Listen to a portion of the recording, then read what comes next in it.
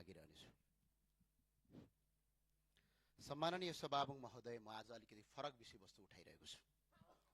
सम्माननीय सभामुख महोदय, आज बोल्न उठेको छैन। यो कर्णालीको पीडा र कर्णालीको चित्कार हो। यसलाई कसैले भाषण भनेर नसम्झिदिनु होला। सम्माननीय सभामुख महोदय, म बोल्दै गर्दा मेरो घाँटी अवरुद्ध भएको छ, मन भारी भएको छ।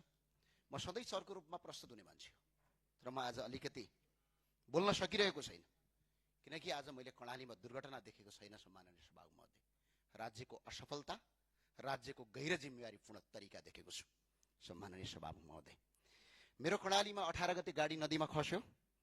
नदीको बीचमा मानिसहरू गुहार मागिरहेका थिए, हार गुहार गरिरहेका थिए, मलाई बचाऊ भनिरहेका थिए।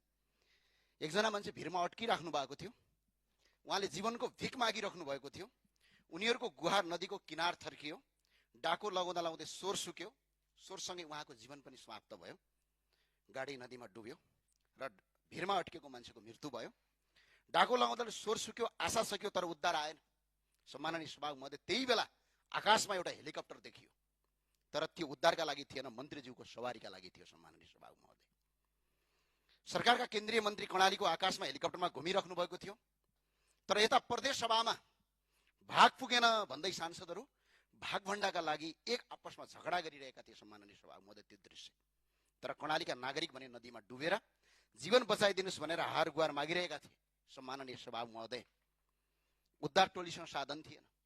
मैले पनि तत्काल फोन गरेको थिएँ त्यहाँको डिआइजीसँग, सशस्त्र प्रहरीको चिफसँग। साधन थिएन। सुर्खेतबाट दुर्घटना भएको ठाउँमा जान 5 घण्टा लाग्छ। सम्माननीय सभामुख महोदय, हेलिकप्टर आकाशमा घुम्दै गर्दा एउटा हेलिकप्टर पठाउने क्षमतासम्म सरकारसँग भएन। अनि काम कसका लागि गरिराखेका छौँ हामी? भाषण किन ठोकिरहेका छौँ? त्यसको जवाफ चाहिन्छ। यो देश सबको साझा हो। सम्माननीय सभामुख महोदय, 24 घण्टा बित्यो, एउटा हेलिकप्टर पनि गएन। 24 घण्टा।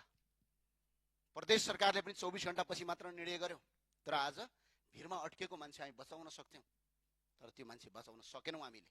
र सुरक्षाकर्मी त पुग्यो, तर उद्धार गर्न होइन, मुचुल्का उठाउन पुग्यो। सम्माननीय सभामुख महोदय, त्यो दिन केवल मानिसहरू मात्र हराएका थिएनन्, कर्णालीका बासिन्दा मात्र हराएका थिएनन्।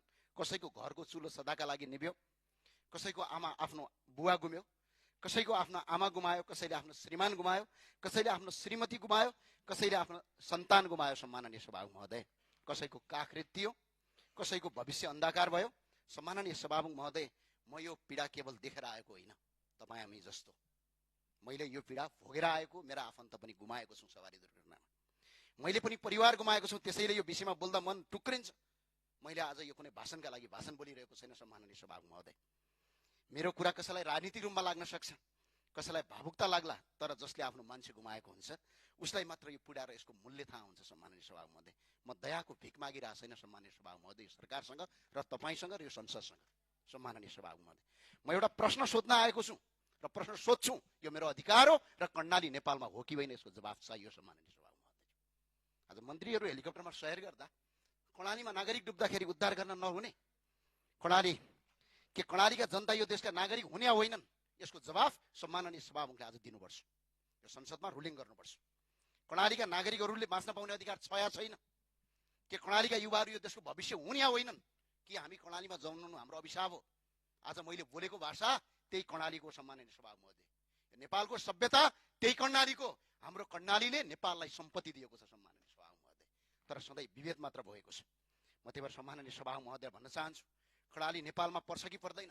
यदि नेपालमा पर्छ भने विभेद किन हुन्छ? कर्णालीका जनता नेपाली हुन् भने विपदको बेला राज्य किन अनुपस्थित हुन्छ? सम्माननीय सभामुख महोदय, सरकारले यही संसदमा विपद व्यवस्थापनका लागि हेलिकप्टर सञ्चालन गर्ने, उद्धारमा प्रार्थना भनेर ठुला गफ आन्यो। हामीले गफ सुन्यौँ र ताली फट्कायौँ। सम्माननीय सभामुख महोदय, तर व्यवहारमा कर्णाली परेन, कर्णालीलाई देखिएन। आकाशमा मन्त्रीको हेलिकप्टर उडिरहँदा नदीमा नागरिकहरू डुबिरहेका थिए। सम्माननीय सभामुख महोदय, यो दृश्य केवल एउटा दुर्घटना होइन, राज्यको संवेदनशीलताको सबभन्दा ठुलो प्रमाण हो। त्यसैले म सम्माननीय सभामुख महोदय मार्फत सरकारसँग स्पष्ट जवाफ माग्न चाहन्छु, कर्णालीका नागरिकको ज्यानको मूल्य आखिर कति हो? सम्माननीय सभामुख महोदय, तोकिदिन पर्यो।